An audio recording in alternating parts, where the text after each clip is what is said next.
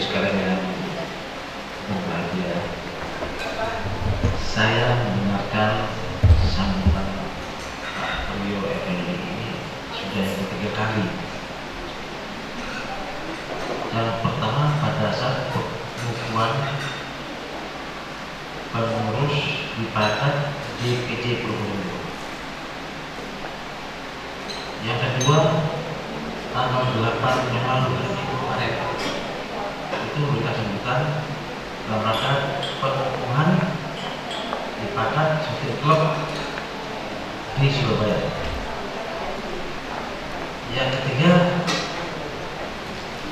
dalam acara silaturahmi pada pagi menjelang siang ini. Ditambah lagi sambutan tambahan. Tadi saya ngobrol dengan Pak Priyo, ngobrol dengan Pak Gunawan, semakin lengkap rasanya kedekatan saya. Bu tangan. Setelah saya dengarkan,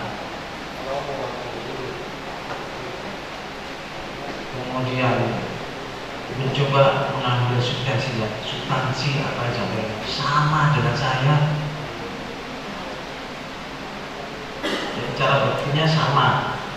Mohon maaf Pak Priyo, saya kita sudah tua Pak Priyo. Coba kita muda jalan bersama-sama. Termasuk Pak Gunawan. Itu sekedar kita supaya tidak lelah, karena situasinya agak sedikit panas, tapi kadang-kadang juga ingin karena percepatan dari hari ini. Saya mulai. Assalamualaikum warahmatullahi wabarakatuh. Sebelumnya marilah kita panjatkan puji syukur kepada Tuhan Yang Maha Kuasa atas rahmat dan ridho-Nya. Pada hari ini kita bisa hadir di tempat ini dalam rangka silaturahmi. Intinya silaturahmi. Pemberkahan ini tambahan saja kepada keluarga besar yang berada di wilayah Probolinggo. Dan terima kasih dipakat dari kabupaten lainnya sebagai ada yang bisa hadir.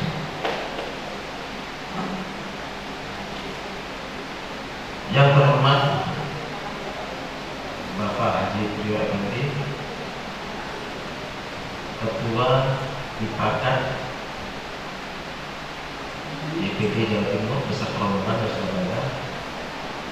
Yang saya hormati Dandim 0820 atau yang mewakili diwakili oleh Kasdim. Kemudian keluarga besar Dipakat yang hadir pada saat ini yang berbahagia.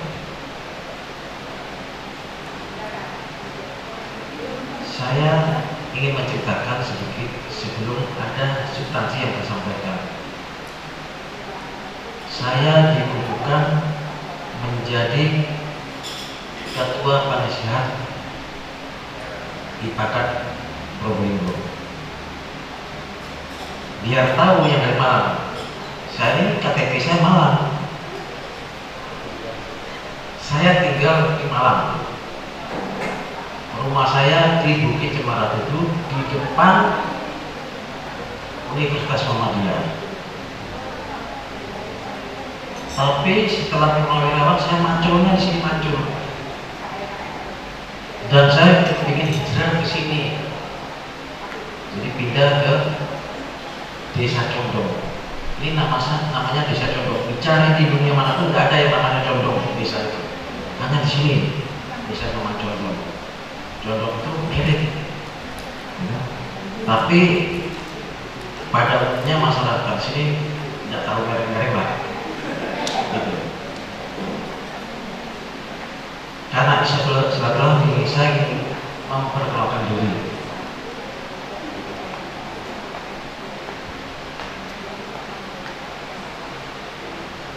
Coba dibuka.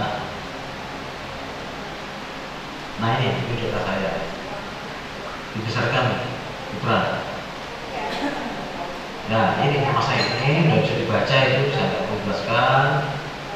Angkat terakhir sudah jelas. Kemudian lahir sudah bisa dibaca. Istri yang ketiga yang saat sekarang ini namanya Dian Rawati.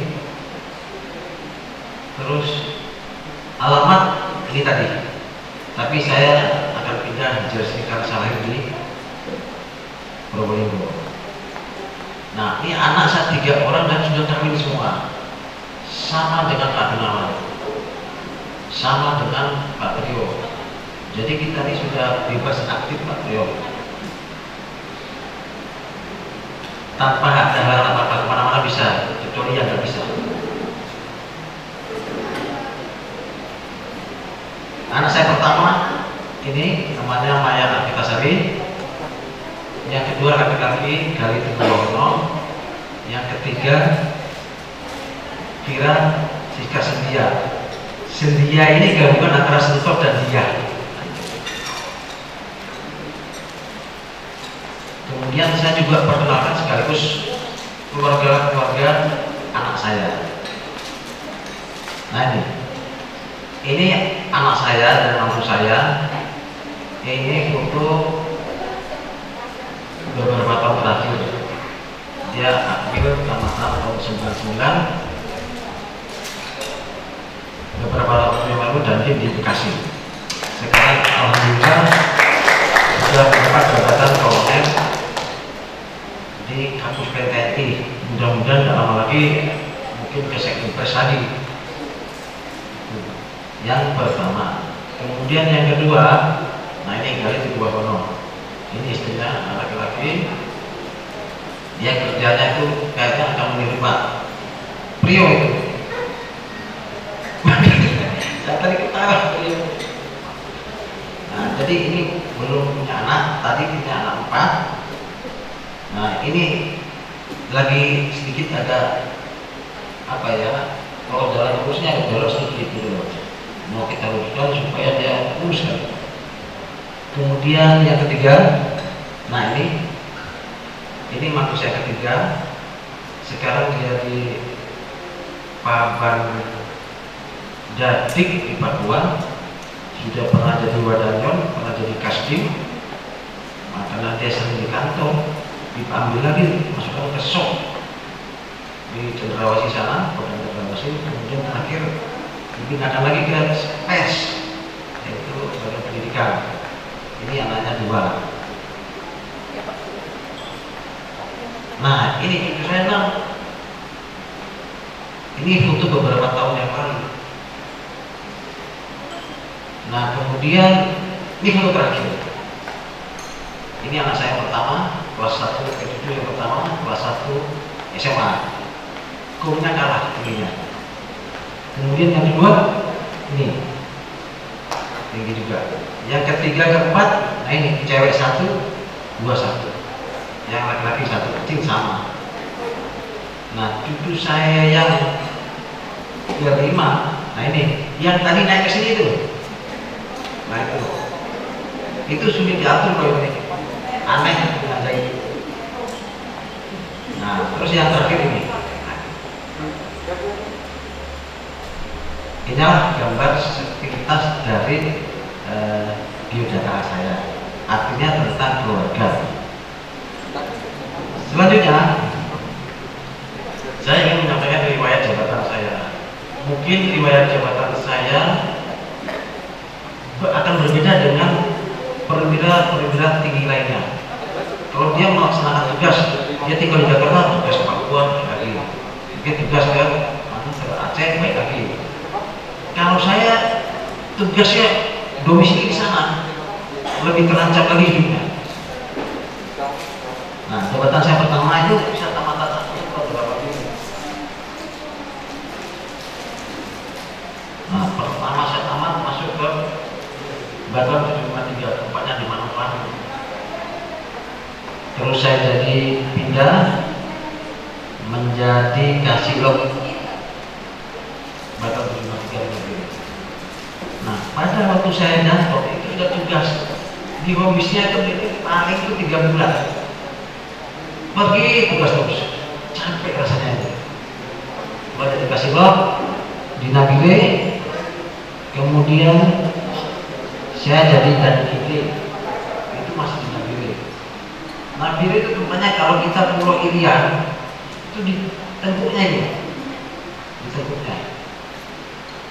Anak saya yang kedua tadi lahirnya di Nabire, hamil 11 bulan, tidak dikeser, ibu tuh nyeret lama sekali 1 hari 1 malam baru lahir. Kemudian saya pindah jadi dietisi. Ya, dia itu pulau sendiri terpisah. Jadi kopi berdiri sendiri. Kemudian saya pindah lagi jadi kasih Kodim Serui. Serui terkenal dengan jadinya cantik-cantik karena Cina peranakan Serui. Ini namanya Perancis. Ya. Kemudian saya sekolah saya jadi wakil komandan batalion 507 Sikatan di Surabaya. Itu kurang lebih setahun. Kemudian yang sekarang namanya Batalion 500 Rider. Kemudian saya pindah ke 521 di Kediri. Kemudian besok susu bingung. Kemudian ke Batalion 527 berangkat penugasan ke Floating Flores Timur, mengatasi merehabilitasi tsunami tahun 93, tempatnya di Mumere dan di Labuan MD. Kemudian saya menjadi Kasdim, saya ulangi, ada yang kelihatan, saya jadi badan Surabaya lama 3-4 bulan. Kemudian saya pindah jadi Kasdim Surabaya Timur, itu di Baskara sana. Tadinya tim itu di kayu, di pinggir kali. Selanjutnya saya pindah jadi komandan Batalion 501 di Kediri, berangkat tugas ke Timur. Waktu saya sekolah, saya mendapat jabatan baru di Aceh, jadi kasih temporer di Banda Aceh. Kemudian ke-13 pada waktu tahun 97 saya pindah jadi Dandim di Padang Pariaman, Sumatera Barat. Kemudian saya pindah tahun 99 Krismon reformasi, saya pindah jadi Dandim di Asahan di Provinsi Sumatera Utara. Kemudian saya pindah lagi jadi Waspes di Kodam 1 di Medan. Nah, jadi kalau jadi Waspes di Medan itu Kodam 1 adalah kodam yang paling terbesar di Indonesia, karena kodamnya itu mengikuti wilayah mempunyai 6 korem. Di Indonesia yang besar itu Kodam 1 itu besar. Dan Waspes itu terkenal dengan malaikat penyambut nyawa. Orang takut dipindahkan ke Aceh. Jadi kalau ketemu Waspes itu betul-betul seperti malaikat misalnya. Orang juga ketakutan, takut berbuat salah. Kemudian ke-16 saya pindah jadi asisten personil di Kodam Diponegoro, Semarang. Setelah itu saya pindah ke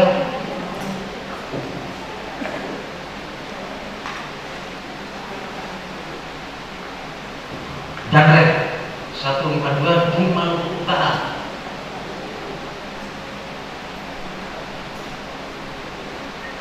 Kemudian saya jadi pamen ahli di Ambon.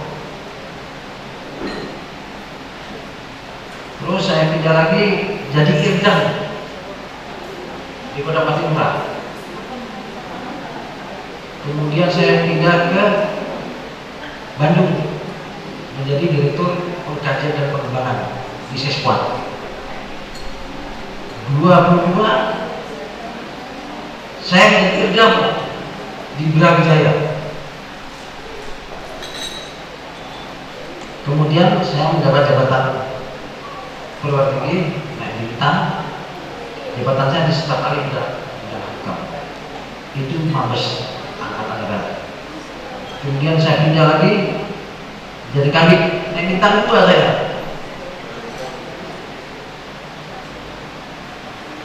Di Watanas.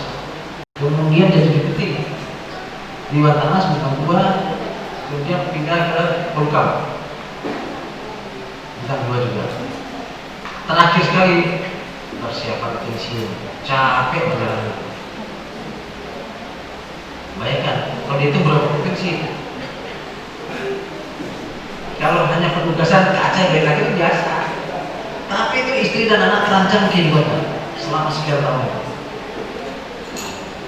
Nah, itulah jabatan dan tugas saya selama saya sampai akhirnya pensiun, diangkat dikukuhkan sama Pak Puyo menjadi ketua Dewan Bangsa di Probolinggo.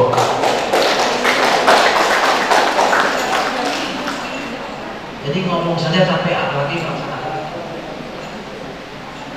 Selanjutnya, bapak-bapak, ibu-ibu sekalian saya hormati, acara silaturahmi dan pembekalan ini memang inisiatif saya Pak Suryo, karena saya mempunyai tanggung jawab yang besar sama. Saya tidak memikir bintang 2 jadi penasihat sih, tidak penting bagi saya, tidak penting. Kalau saya punya cita-cita sebenarnya ingin jadi kepala desa sama saya Pak. Saya punya cita-cita jadi kepala desa di sini. Jadi kepala desa itu apakah kita nilai kepribadian kita turun? Malah jadi pertanyaan, kenapa pensiunan bintang itu jadi kepala desa? Itu saya dunia nggak ada. Kalau saya jadi kepala desa Pak. Tapi sebenarnya untuk memulai reformasi apa namanya ya, budaya dan seterusnya itu mungkin dari desa Pak. Kalau saya kami dari desa, kalau saya jadi kepala desa, Pak desa takut sama saya itu. Mungkin dan ramai untuk jadi ngerti Pak, pasti kalau saya di kepala desa. Apalagi yang lainnya camat, kalau dia berbicara betul-betul Pak dasarnya apa, udah bingung kita begitu aja. Memang saya diskusi Pak, saya sampaikan isu saya jadi kepala desa di sini. Apa alasannya? Saya tahun 61 dari Pajarangan ke Cokok naik Dokar, masih usia 6 tahun naik Dokar. Tetapi setelah sekian tahun, 10 tahun saya memang ada kemajuan. Selama 4 tahun pasti ada kemajuan kan begitu. Tetapi tentunya tidak bisa kita lihat sebelah mata. Kita harus membandingkan Probolinggo dengan Pasundan. Kita harus bisa membandingkan Probolinggo dengan Lumajang. Kita harus bisa membedakan antara Probolinggo dengan Bondowoso, termasuk dengan Situbondo. Itu cara melihat sesuatu. Kita bandingkan. Coba saya pasti tahu apa makna di balik itu. Itu banyak wartawan yang datang ke saya pasti. Saya coba bicara salah satu aparat. Jangan Pak, Bapak bintang juga jadi kepala desa. Kenapa? Banyak orang-orang yang ada Bapak. Orang-orang ahli. Tuh emang takut. Saya bilang kalau orang-orang datang, mereka nyetor duit. Saya bilang gitu. Pasti pertanyaan Bapak kepada orang-orang itu, kamu 1 bulan nulis CV berapa ekor? Nanti menjawab 1 ekor, 2 ekor. Pasti akan sampai panjang pertanyaan. Bahkan instruksi yang tidak tertulis. Kalau saya jadi kepala desa, kamu menulis 1 bulan 10 ekor. Langsung gitu. Maksudnya apa? Dia bisa menilai, maksudnya menulis 10 ekor itu tidak mungkin. Artinya ya harus ada ini biasa. Jadi saya ulangi lagi, pada dasarnya saya mengadakan acara ini adalah ikhlas Pak. Ikhlas dan tulus. Karena memang kehidupan itu tidak gampang, penuh perjuangan. baik perorangan, kelompok maupun negara ini kita perjuangkan dalam rangka persatuan dan kesatuan. Jadi saya ikhlas. Oleh sebab itu Pak Trio, semuanya saya berinisiatif, saya bilang sama DPC, oke KPU Bapak. Jadi masalah lainnya pokoknya urusannya Bapak. Terus yang nggak kalah pentingnya di balik itu saya memang, karena saya juga sebenarnya sepakat anaknya tentara, anaknya CPM. Ya sama juga ibarat sebenarnya saya, walaupun saya sebenarnya TNI sudah nonaktif. Jadi saya sendiri berkeinginan dibalik apa itu mencari nilai tambah. Para teman-teman sekalian, saya mengadakan acara ini juga mencari nilai tambah, nilai-nilai yang bisa kita ambil dalam pertemuan ini. Oleh sebab itu saya ingin mempromosikan dengan segala keterbatasan yang ada. Jadi mungkin yang dari Malang, dari Bojonegoro, dari Gresik, dari mana lagi? Sidoarjo. Ada 3 ya, Pak. Sidoarjo. Saya ingin sampaikan di sini ada plastik. Plastik itu bahkan orang Jakarta pun datang sini, bermalam di sini. Nah, kita ada peluang untuk itu. Saya tahu organisasi semacam ini tidak ada anggaran uang dari mana tidak ada. Paling dasarnya membantuan. Apalagi Pak Beliau mengatakan jangan membantu kedinasan untuk Pak Kasdim. Tapi bukan berarti Kodim juga harus mengerti gitu. Saya kemarin Pak Kasdim ketahui, saya kemarin ngomong pada waktu acara shooting court kemarin di Pak Kasdim, saya ngomong sama Aster. Saya bilang, Dek, saya pernah jadi Aster dan sebagainya. Anda tidak pikir loh. Tapi Anda pernah jadi tapi tidak diam. Seperti Pak Gunawan. Pak Gunawan sekretaris mana? Pak Gunawan diam, tapi otaknya mikir. Oh, itu Sinta di sana. Wah, itu Pak Yudi di sana tahu. Walaupun tadi malam bisa tahu itu. Tahu. Itulah Pak Gunawan. Kira-kira seperti itu. Jadi saya berkeinginan jadi ada nilai tambah. Kalau sudah tahu begini ada plastik, ada penginapan, keluarga bisa dilibatkan. Jadi saya ingin mengambil nilai tambah dari situ. Jadi kalau dari ibadah manapun, mungkin akan rating atau mungkin organisasi yang lainnya dihimbau main ke sini untuk jerah. Turunnya dari ini Pak. Di sini turunnya. Kalau harganya kan ya bukan diatur, dibicarakan.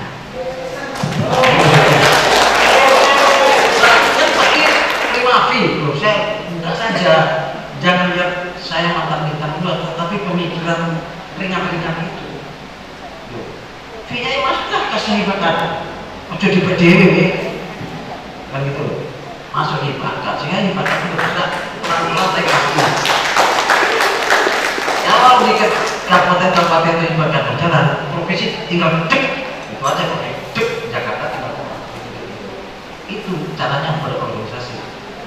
Nah, saya karena termasuk sepakat Pak, saya juga akan banyak beliau ya itu jadi saya ikhlas, itulah nilai-nilai yang saya ambil. Sekaligus saya petik omongan Pak Priyo itu benar, karena Pak Priyo sebenarnya bagaimana saya tahu. Jadi kalau ada acara ini jangan merokok, jangan main HP, kalau ada diskusi etikanya begitu. Pak Priyo ngomong, tapi atas semua ini kan belum tentu. Mungkin dengar mantul lagi gitu uang. Jadi itu saya menghargai. Sebenarnya itu lagi pakai terus begitu. Tapi kadang-kadang boleh nggak begitu. Tapi tempatnya juga berbeda tempat lain. Itu sekitar ulasan dari silaturahmi. Karena saya selaku perwira tinggi satu-satunya mungkin di Probolinggo, karena banyak juga perwira-perwira hanya sampai di kolonel saja, banyak ratusan bro. Yang bintang 1 nggak ada, malah bintang 2 ada gitu. Oleh sebab itu, dengan pengalaman yang saya miliki tadi, saya ingin berbagi rasa. Oleh sebab itu saya nekat, karena memang sudah 7 tahun tidak pernah ngomong yang kedua ini. Pertama kali kemarin di podium diminta sama Pak Priyo, Pak Sultan ngomong, saya sudah lupa ngomong ke Pak Priyo. Tapi karena ya Pak Priyo sudah ngomong, saya ini betul-betul jeleknya saya begini, waduh. Tapi Pak Priyo ini jam banget lebih tinggi, Pak benar kita sama ada kain gitu. Pak Priyo lebih tinggi. Jadi itu. Jadi sekali lagi saya ingin menyampaikan apa yang saya alami, tingkat kesulitan saya alami, ingin sampaikan kepada segenap keluarga besar. Nah, makanya judul yang akan saya sampaikan adalah berbangsa dan bernegara dalam rangka persatuan dan kesatuan. Itu judulnya itu. Kalau kita untuk memperkokoh persatuan dan kesatuan, bagaimana caranya? Kita harus mengerti wawasan Nusantara. Ngerti wawasan Nusantara? Nggak tahu mungkin. Kalau saya tanya kilometer 0 di mana? Indonesia. Ada yang tahu? Tempatnya di Sabang. Sabang itu di mana? Kan di Pulau Sumatera. Tidak. Pulau itu di pulau apa? Sabang itu di Pulau W tempatnya. Huruf W pulau itu.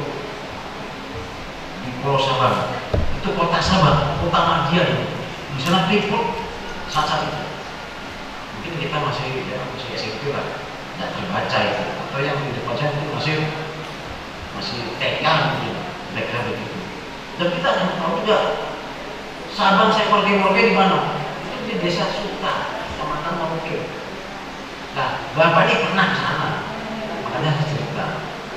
Makanya wawasan Nusantara intinya buat kita libatkan, kita harus tahu Indonesia itu di mana sih?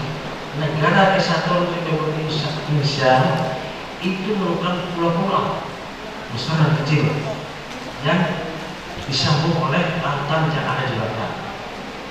Dan Indonesia itu terletak dari posisi silang. Artinya di utara itu ada benua Asia, di selatan ada benua Australia. Di kanan atau di timur dan di baratnya ada laut Samudra Hindia dengan lautan Atlantik. Coba tampilkan itu peta Indonesia. Nah itu. Saya nggak bicara latar belakang lagi Pak. Kenapa saya nggak terlalu jauh nanti waktunya habis. Saya ingin menyampaikan pengalaman untuk diambil manfaatnya. Nah ini, ya. Ini kita harus tahu. Saya yakin banyak juga nggak tahu apa itu alki. Alki itu bukan alki untuk mobil, bukan. Alki itu alur laut kepulauan Indonesia. Coba pakai itu pakai kursor ya, nah ini. Jadi Indonesia itu merupakan lintasan perdagangan.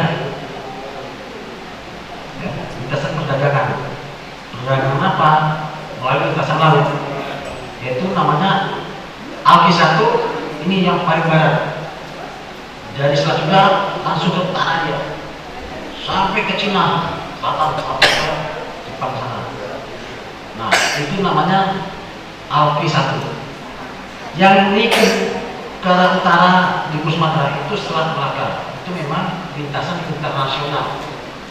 Tapi yang namanya Alki 1 tadi itu merupakan kawasan wilayah Indonesia. Nah, Alki 2 dari selatan itu melalui Selat Bali ke utara terus melintasi alur antara Sulawesi dan Kalimantan. Itu. Yang ketiga itu dari bawah, dari Selat Sumbawa, terus dari mana lagi saya nggak hafal, terus ke utara. Jadi melewati di antara Manado sana dengan Maluku Utara, terus ke utara. Inilah sebenarnya geografi negara Indonesia yang harus kita ketahui. Ya. tunggu, karena kita akan hidup di situ. Nah ini, kemudian saya ingin menyampaikan juga, Indonesia itu kaya akan kekayaan alam, sumber daya alam. Ini wajib diketahui loh. Kita jangan main HP aja saja, tapi nggak tahu kekayaan alam Indonesia di mana kita tahu. Tambang emas di mana yang ada di lima daerah. Dan saya Imam sudah datang ke Tembagapura Timika sana, sudah sekian tahun di sana. Terakhir tahun 2015 di sana dan 2018. Nah, itu tambang emas besar. Kemudian yang berikutnya tambang emas di Halmahera Utara juga sama. Yang ketiga tambang emas di mana? Di Sumbawa, namanya PT Mimo. Bapak belum pernah ke sana. Kemudian di Banyuwangi tidak pernah ke sana, hanya lewat saja. Terus terakhir ada tambang emas di belum lagi tambang emas, ya.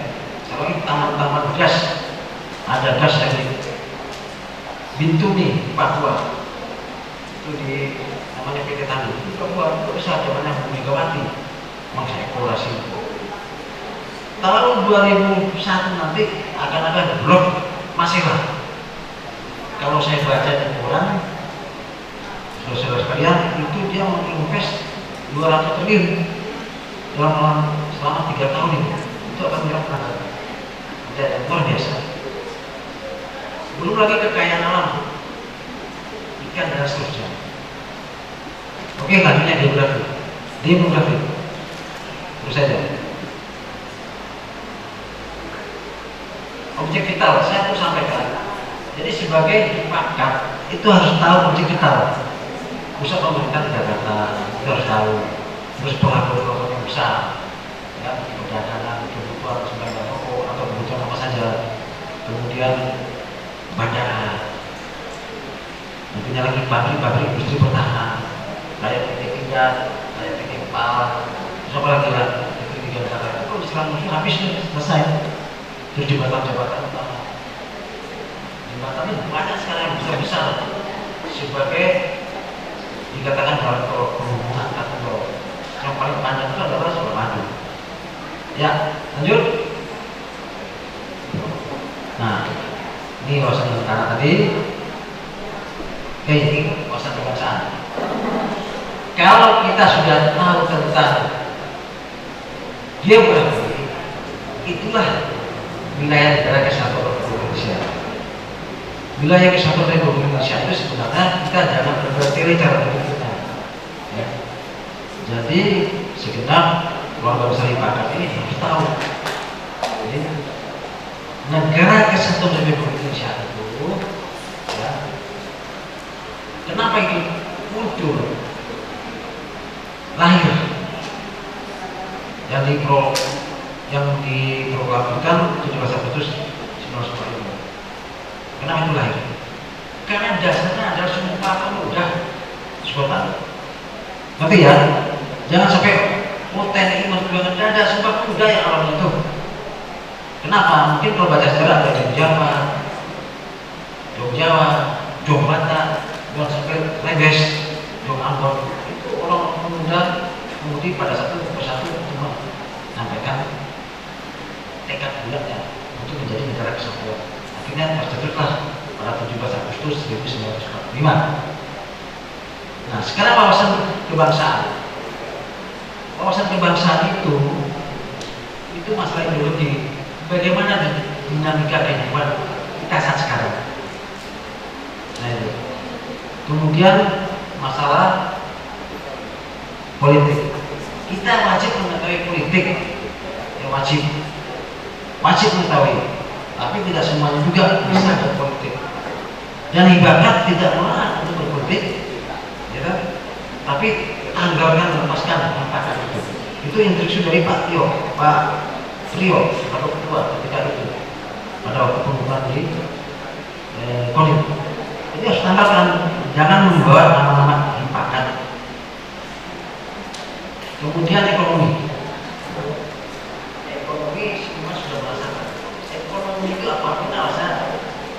terakhirnya kita cari makan, kasar itu, cari pekerjaan. Kita mencari pakai tenaga mereka tapi makan susah, berdoa itu, kan begitu. Nah itu paling dalam gambaran gampang itu. Nah kemudian sosial budaya. Bagaimana sekarang pengangguran, bagaimana sekarang lapangan kerja, bagaimana tentang kesehatan sekarang, semuanya kan tahu sekarang. Sekarang bagaimana COVID-19, kita harus pakai masker, kita harus cuci tangan, terus apa lagi? Menjaga jarak. Ceritanya bayangkan kalau kita menjaga jarak, berapa biaya untuk membayar satpamnya? Kalau kita menjaga jarak, tapi jarak nggak perlu jaga, diatur jaraknya itu. Ya kita kadang-kadang dekat, kadang-kadang jauh, diatur. Nah makanya masker kan dipakai. Kalau jarak dekat ya pakai maskernya, supaya nggak ketularan gitu. Walaupun mungkin tidak ada apa-apa, tapi itu mengatur jarak itu benar. Mengatur jarak dibanding menjaga jarak. Terus belum pendidikan.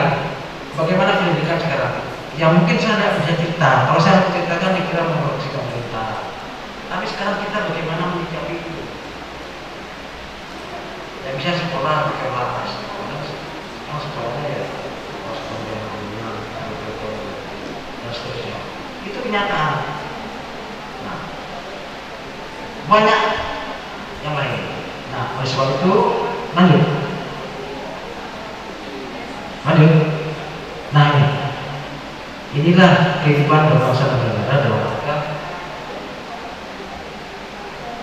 menjaga persatuan. Sekarang saya tanya sama ibu bapak, kita ini bisa nggak negara Indonesia terpecah-pecah? Ada negara Jawa, negara Jogja, negara Sumatera, negara Madura, negara Bali. Siapa bilang nggak bisa? Apa rasanya?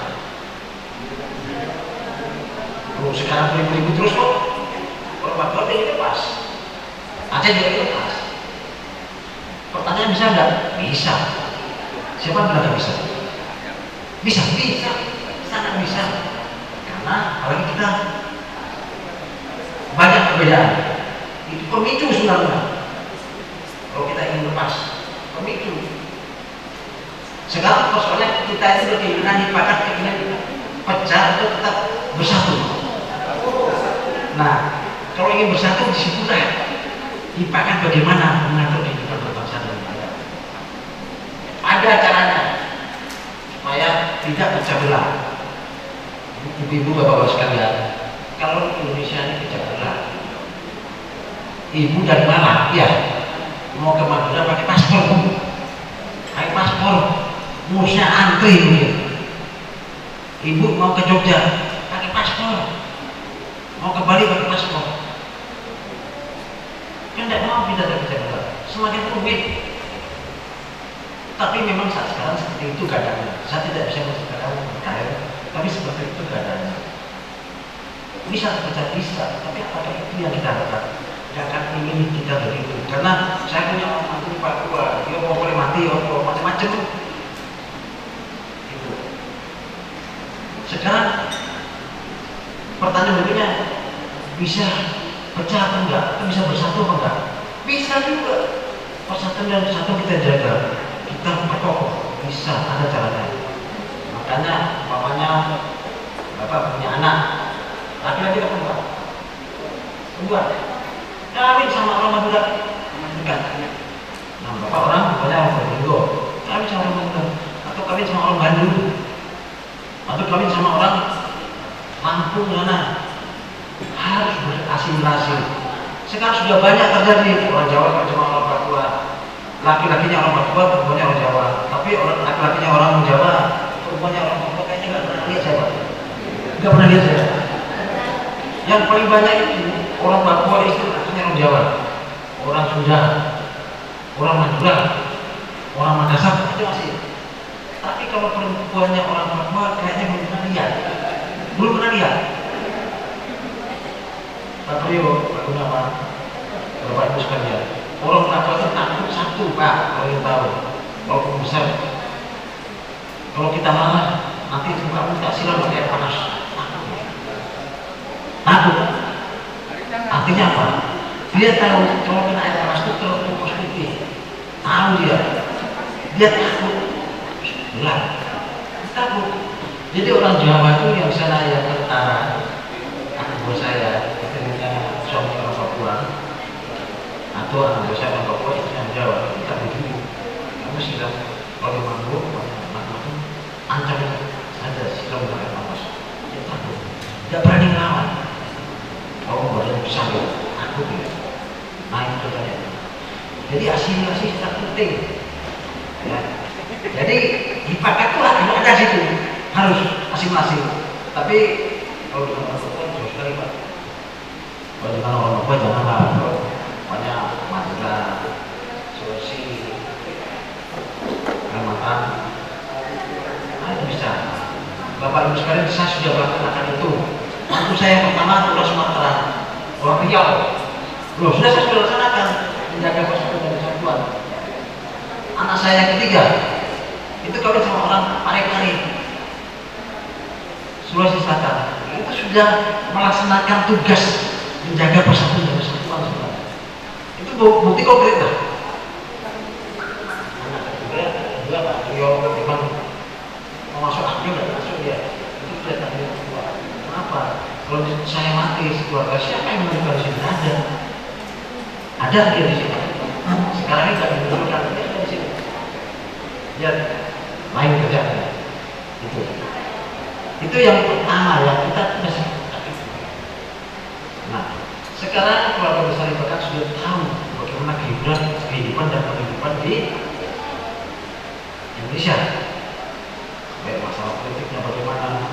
Kita lihat, kita jangan mudah terpengaruh dengan hoax. Ada informasi di share mana ada informasi di share ke sana. Ingat, memberikan berita menyebarkan berita hoax, sanksinya besar, berat dan malu. Makanya setiap informasi begitu ya. Mungkin apa video dari YouTube itu ya kita baca benar enggak ya, kayaknya nggak masuk akal.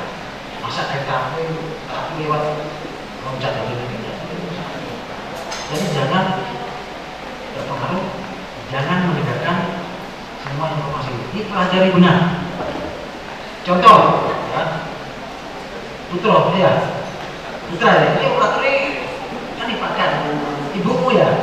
Nah, kita ceritakan, Bapak Ibu sekalian, saya ceritakan ini kejadian nih, sungguh, ini ketipu kan? Ya, Bapak ya, mana ibunya? Mana ibunya? Bu Titi mana? Mana? Dia ada? Bu Titi mana? Nah, itu ibu itu ya, kemarin dari situ aja Bu dapat apa? Saya tanya aja, saya cerita dulu aja Bu. Ibu ini kemarin dia tertipu Bu ya. Nah, saya cerita dapat lah Bu, Bapak Ibu jangan tunda, nanti bisa stres. Dia tertipu 40 juta kemarin malam. Ini ibu. Ya, gara-gara apa? Mentransfer ke seseorang 40 juta. Nah, ini jangan main. Ini supaya diperhatikan. Kenapa? Karena pengaruh apa saya ngerti. Kalau misalnya transfer orang nggak kenal, kalau bukan yang tahu dia di sini. Jadi kepada keluarga besar Ibadah, kalau ada orang yang mengatakan, oh ya, Pak, Bapak, transfer sekian terus sebetulnya nggak usah ditransfer. Kalau kamu minta sumbangan 5 juta, jangan kan 5 juta, 10 juta tak kasih, walaupun tidak ada, kamu datang ke sini, nggak berani dia. Kan begitu caranya. Ini banyak cara itu. Ini mahluknya kita kan, karena kemarin terganggu, artinya datang dari operator jam 2 sampai jam 10 malam baru nyampe sini. Saya ke kontrakan saya nggak tahu kalau jam 2. Tadi malam saya tidur jam berapa ya? Selesai jam 3, jam setengah 4 saya tidur. Terus hari ini belum pagi. Jadi capek sekali. Itu. Jadi itu Bapak Ibu sekalian ya. Nah, selanjutnya apa yang menjaga persatuan kesatuan? Institusi pemerintah. Apa itu? Yang pertama adalah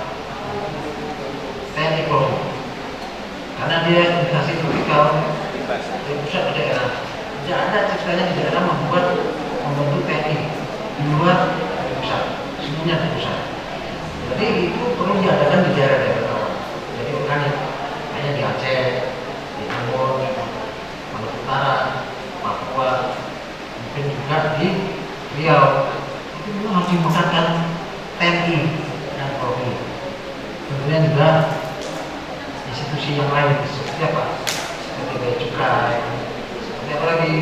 Seperti Kementerian Hukum dan HAM, apalagi banyak yang perlu dijaga. Itu urusan pemerintah. Tapi ini tidak informasi untuk diketahui.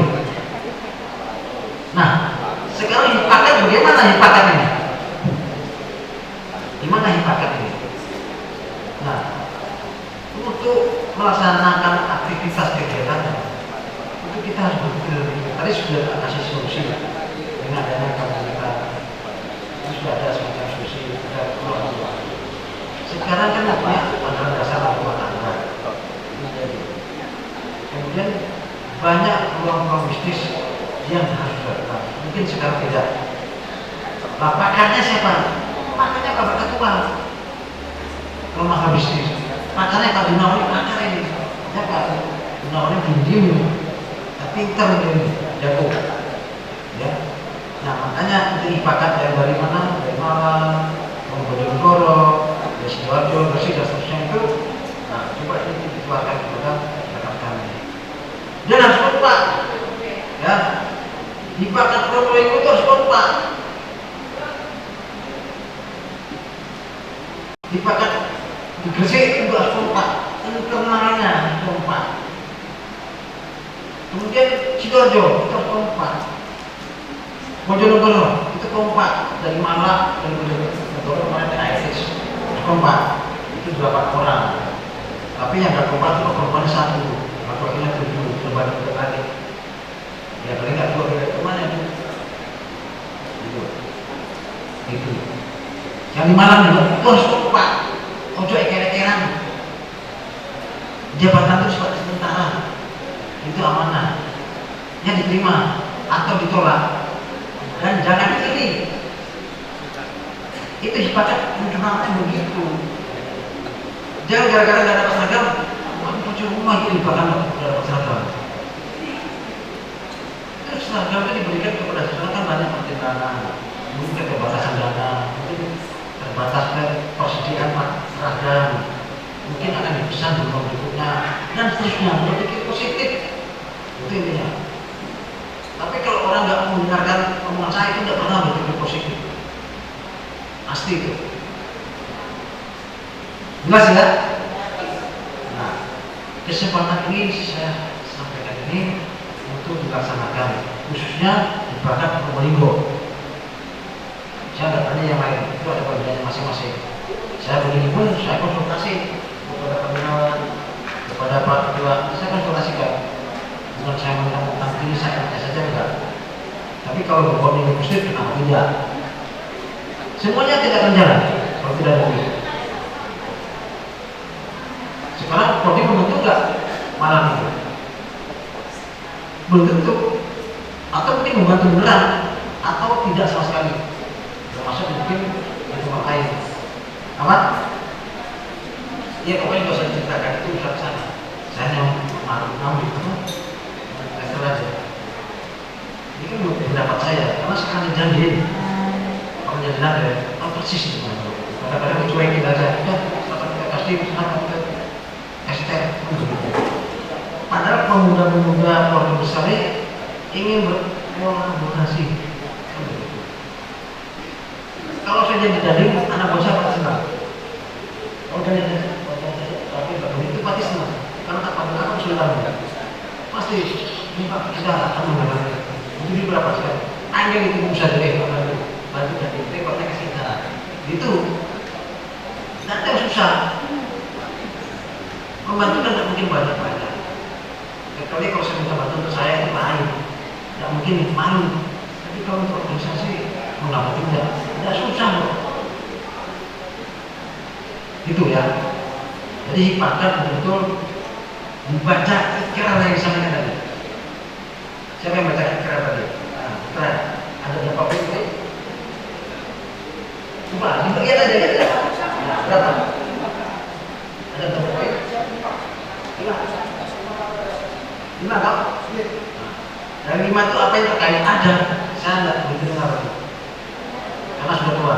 Ada yang terkait. Bagaimana mensosialisasikan? Gampang itu. Sekarang ada kemauan enggak?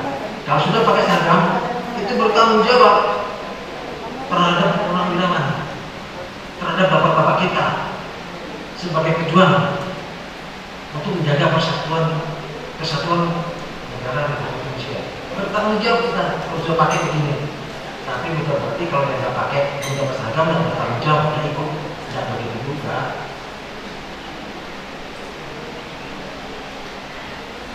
Jadi bapak-bapak ibu sekalian, ini sudah jam 12, 1 jam ini. Ya. Sebenarnya masih ada lagi, tapi saya pikir saya mau bersatu, saya juga capek. Karena tidurnya jam berapa dari malam itu? Setengah 3. Itu jangan langsung tidur. Coba bayangkan. Jam setengah 5 di mana? Kalau masuk Bu Eni itu gimana? Tapi udah jam 2 gitu. Si Udina. Jadi artinya saya sudah mengubah. Tetapi saya malu. Saya diberi kesempatan saya sebagai saya alhamdulillah. Saya mensyukuri betul bagaimana Pak Gunawan ini mensyukuri selama ini gitu. Nama sama-sama bersyukur. Berbagi rasa. Dan yang terakhir adalah kita banyak silaturahmi. Silaturahmi itu memperpanjang usia dan menyelesaikan kalau kita ada persoalan. Kalau ada persoalan jangan disimpan, rugi, lama stres. Ya.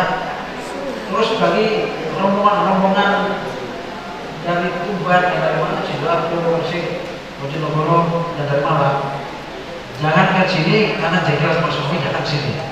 Nah, atau sebenarnya suaminya dijengkel sama istri, berangkatnya dewi. Nah, dan ngajak-ngajak kepada yang lain itu juga bisa jadi. Karena kadang-kadang itu peluangnya ada, ya. Jaga keluarga masing-masing, jaga hidup bakat yang sudah terbentuk 3 tahun ini dengan baik dan penuh rasa tanggung jawab yang besar dengan yang kecil, dan harus banyak berkomunikasi dengan siapapun. Menurut kita harus banyak bicara, masuk menonton dia saja tidak tahu maksudnya apa itu orang gitu, ya. Apalagi botak kayak bapak, botak ini bukan dia tidak ngerti maksudnya apa, ya. Jadi kalau banyak orang botak di depan sini dia pintar, gitu. Kalau botak sampai setengah belakang dia paling pintar. Kalau botak paling sampai belakang dia kira dia pintar. Nah itu. Terakhir Pak, saya ingin tadi saya memang itu saya sekarang itu yang 3. Dulu tentara. Memang di tentara itu Pak Tio, Bapak-Bapak sekalian, istri yang pertama itu adalah kalau dibilang pistol. Itu pistol istri pertama Pak, kalau hilang itu pecah Pak. Kan begitu. Istri kedua adalah senapan panjang. Ini senapan panjang itu pecah. Itu persoalan situ. Makanya istri yang ketiga itu hilang pula Pak. Kan gitu. Yang ada sekarang tidak apa-apa, termasuk ibu sama kalau suaminya juga hilang tidak apa-apa. Tetapi kan kita harus berpikir yang terbaik. Saya kira itu saja yang dapat saya sampaikan kepada Pak Tiga, sekretaris, keluarga besar Bakat. Sebenarnya saya ngomong ini mau panjang, tapi suasananya kan kita bersiap mulainya. Kalau mulainya jam 4 ini itu beda. Kita sudah menyetor hidangan, ya. Silakan dinikmati di CCTV. Bagi yang akan kembali ke Malang dan seterusnya itu, terutama yang ke Baikong, ya, bukan ke timur sendiri, yang lainnya ke barat itu. Nah, hati-hati juga, bisa-bisa nggak ada kontrolnya. Kalau pun bagi kami. Rolling Beat yang saya mengaku, saya berdoa, saya selalu yang berinisiatif mengadakan acara ini berdua. Biasa Bapak besar berkat dalam keadaan sehat dan sampai tempat tujuannya. Pak Brio, saya mohon maaf yang sebesar-besarnya sekali bila ada kata-kata yang tidak tepat. Jangan seperti ini. Saya sudahi. Wassalamualaikum warahmatullahi wabarakatuh. Sekali lagi kita beri aplaus yang